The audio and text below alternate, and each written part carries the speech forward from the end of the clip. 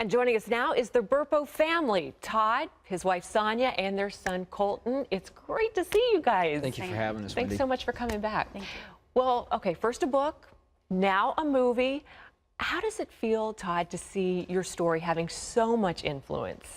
Well, it's good to see the response to it, because we originally took a risk saying, okay, if the peace and the hope that we found can do for others what it did for us, this is worth taking a risk. But to see it go so far and so broad, you sit back and you're like, God saw things we never saw, but we're so grateful for it, because we hear people all the time saying, this really helped, thank you, and so we're grateful for that.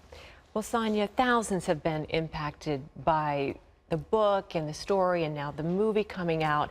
How has this changed your own lives? Well, I think spiritually for us, it definitely, we believed in heaven before, but now we kind of have a better picture of what heaven is. And we're not home, but we're going home. Well, tell us, Todd, how the book became a movie, and not just any movie. Greg Kinnear, one of my favorite actors, plays you. So it's a Hollywood all-star cast. How did the book become a movie?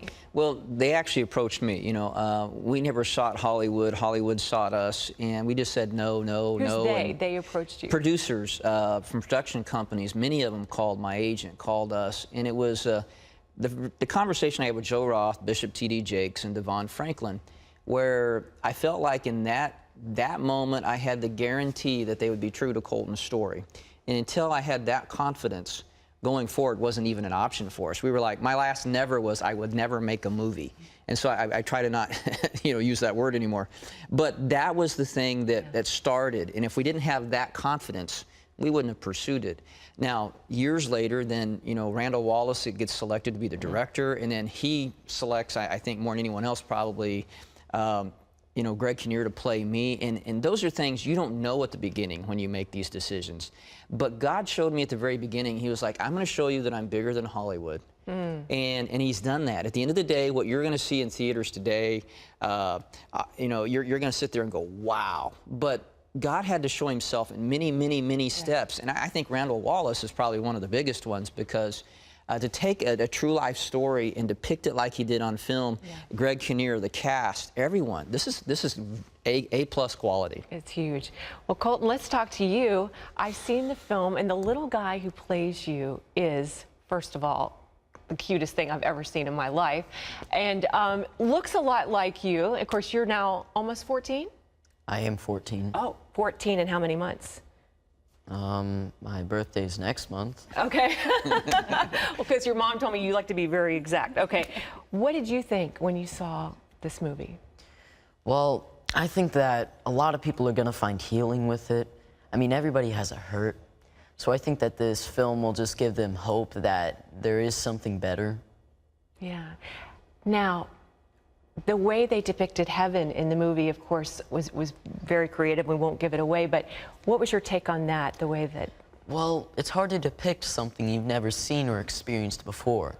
So I think that even though they have never seen it or experienced it, that I thought they did a pretty good job, and they'll be able to show people, hey, this is a glimpse of heaven. Yeah. But of course, heaven is much better than that. Of course, you have seen it, and you've been there, and you were only 3, almost 4, when you took that trip to heaven. Do you still remember it and recall it as vividly now as you did then? Yes, I can still remember my trip to heaven very vividly. Wow, what a great memory. Well, Todd, what do you want people to take away from the movie Heaven is for Real? Well, I think the movie is very honest. It shows a real family with real issues. They'll see that pastors are real people too. But I think hopefully they'll see that Colton's not special, we're not special. What Jesus did for us, he wants to do for you too. He wants to do the same thing for everyone, and if you would just let Jesus into your life and just let Jesus do for you what he wants to, it's a great thing. But that's what I hope they walk away from those theaters realizing, that we can experience what Colton did. Sonya, let me ask you this. What was, when you're watching the movie, the most emotionally charged scene for you? Or maybe there's more than one. I think the whole movie's emotionally charged. As women, we're emotional beings. But and then seeing your family life played out is hard to watch. But I think the most emotionally charged is probably when Colton comes in and, you know, he announces he has 2 sisters. Miscarriage is a silent, quiet hurt that a lot of people go to the grave with, and we have now given a voice or a platform for people to talk about it and get some healing. Of course, Colton was only 3. You had never told him that he had a sister that died in your womb. Of course, he was too young to understand what a miscarriage was, but he came and said that he met his sister in heaven. And he thought he was just announcing to us some other news. Matter of fact, hey, I have a sister, and he did not realize how emotionally charged his sentence was. And we thought he'd gotten over it, gotten healing, and he brought more healing to us by telling us about her. She's okay, she's okay. And as mothers, we want to take care of our kids. We want to make sure they're okay. And what a better place than heaven to be taken care of. Wow. Todd, let me ask you the same thing. What scene was the most emotional for you to watch? Well, watching my son be wheeled away down to that surgery, again, that was preceded my yelling at God, you know, and I still remember that. Matter of fact, fortunately for us, we've talked about it, they're remodeling that hospital now. But as a pastor, I've avoided that hallway, and I've had to walk down it before. And to see that depicted, that's tough. Yeah. That scene is hard to watch, but you're still pastoring. Yes. And you know, in the movie, you go through. Greg Kinnear was playing you. He goes through a crisis of faith. Did that really happen? Well, I think the biggest crisis for me was not about the reality of heaven, but what did I believe about near-death experiences? Yeah. That was a struggle for me, because I didn't know what I believed about that. Now, obviously, I had my son, and a 4-year-old can't fool you, and you realized it was true, and I had the backdrop of Scripture to test against it.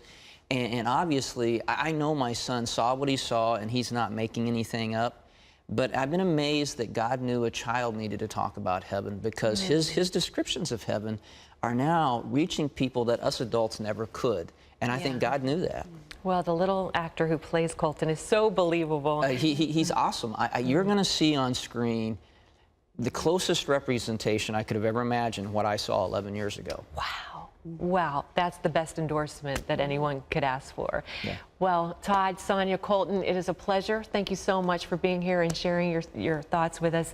And still ahead, you're going to meet the man who wrote Braveheart and directed Heaven is for Real after this.